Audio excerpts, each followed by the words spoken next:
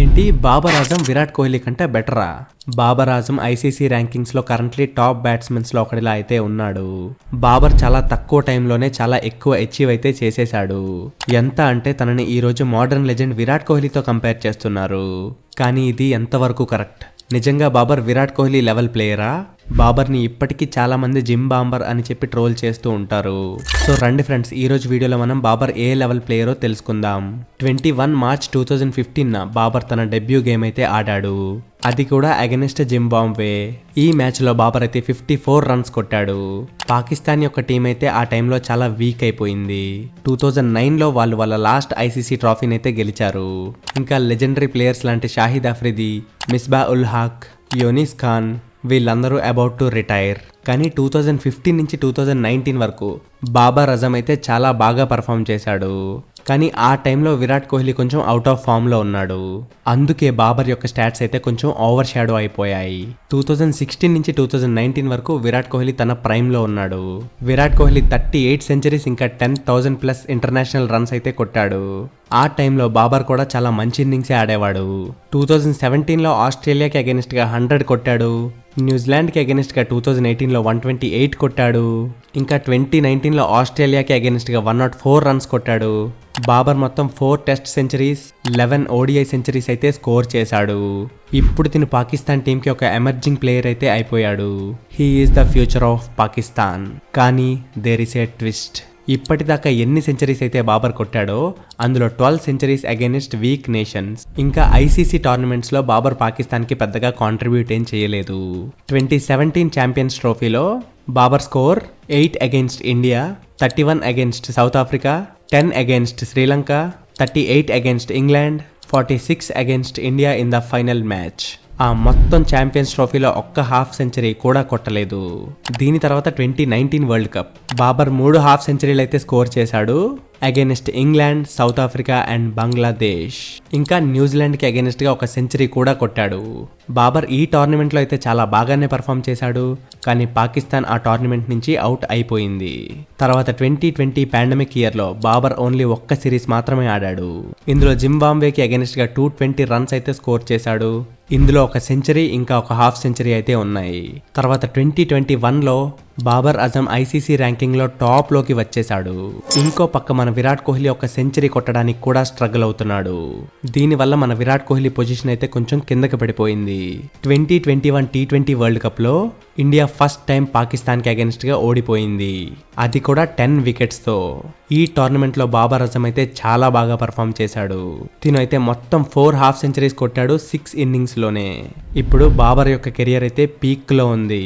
కానీ దీని తర్వాత బాబర్ కెరియర్ లో స్టార్ట్ అయింది డౌన్ ఫాల్.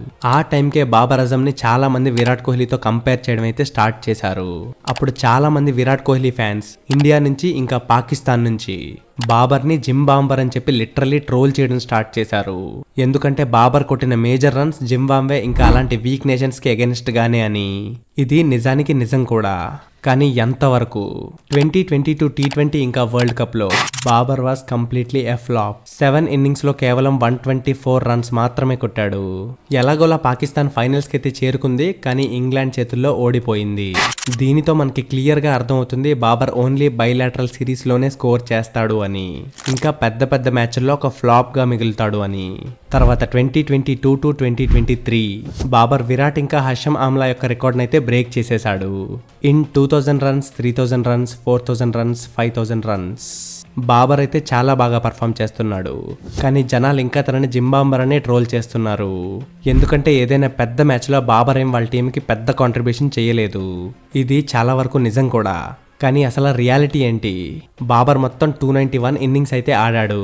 ఇందులో 170 innings against top nations like India, Australia, England. మిగతా 121 ఇన్నింగ్స్ అగైనెస్ట్ వీక్ నేషన్స్. ఆ టాప్ నేషన్స్ కి అగైనెస్ట్ గా ఆడిన 170 ఇన్నింగ్స్ లో బాబర్ అయితే 22 సెంచరీస్ స్కోర్ చేశాడు. మిగతా 121 ఇన్నింగ్స్ లో 9 centuries. Babar average runs against top nation అయితే 48.8. ఇంకా వీక్ నేషన్స్ కి అగైనెస్ట్ గా ఇట్స్ అరౌండ్ 50.19. 2022 to 23 మధ్యలో బాబర్ ఇంగ్లాండ్ ఇంకా ఆస్ట్రేలియాకి అగైనెస్ట్ గా టెస్ట్ సిరీస్ లో సెంచరీస్ అయితే కొట్టాడు. కానీ ఈ మ్యాచెస్ అన్ని పాకిస్తాన్ లో జరిగాయి. ఇది ఎందుకు చెప్తున్నానంటే పాకిస్తాన్ క్రికెట్ బోర్డ్ ఆల్మోస్ట్ వాటి పిచ్చెస్ అన్నిటినీ ఫ్లాట్ ట్రాక్ చేసి ఉంచింది.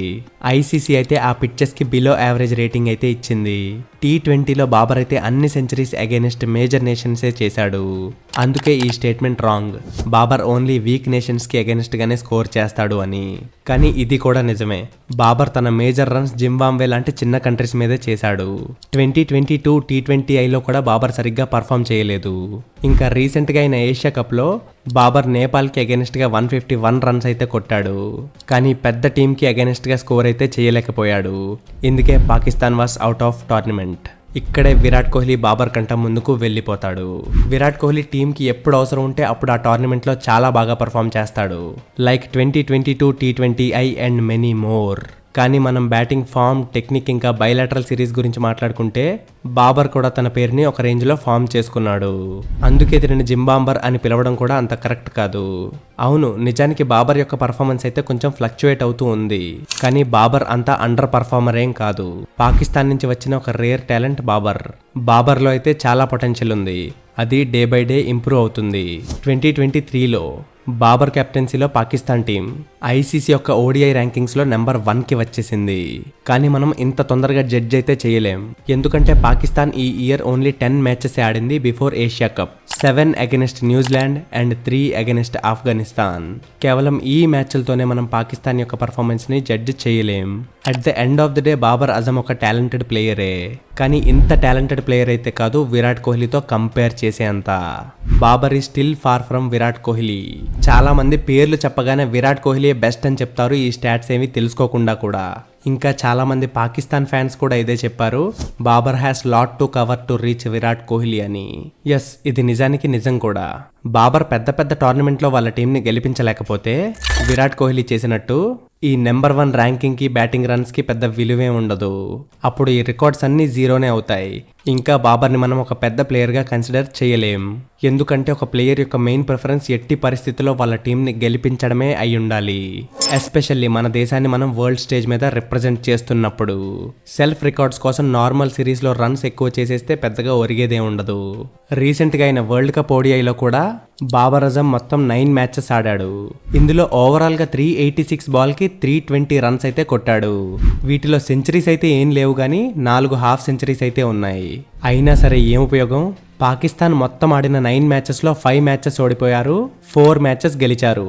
ఇందులో ఇండియాకి అగెనిస్ట్గా ఆడిన మ్యాచ్ అయితే మనం 30 ఓవర్స్కే వాళ్ళు ఇచ్చిన స్కోర్ని చేసేసాం. ఇందుకే ఒక ప్లేయర్ పేరు పెద్దది అవ్వాలి అంటే ఆ ప్లేయర్ టీంని చాలాసార్లు టోర్నమెంట్లో గెలిపించాల్సి ఉంటుంది. సో బాబర్కి విరాట్ కోహ్లీతో కంపారిజనే లేదు. ఫ్రెండ్స్, మీరేమంటారో కామెంట్ సెక్షన్లో మాకు తప్పక తెలియజేయండి. వీడియో మీకు నచ్చితే ఒక లైక్ చేసేయండి. ఇలాంటి ఇంట్రెస్టింగ్ అండ్ ఇన్ఫర్మేటివ్ వీడియోస్ చూస్తూనే ఉండటానికి మన ఛానల్ని సబ్స్క్రైబ్ చేసేసుకోండి.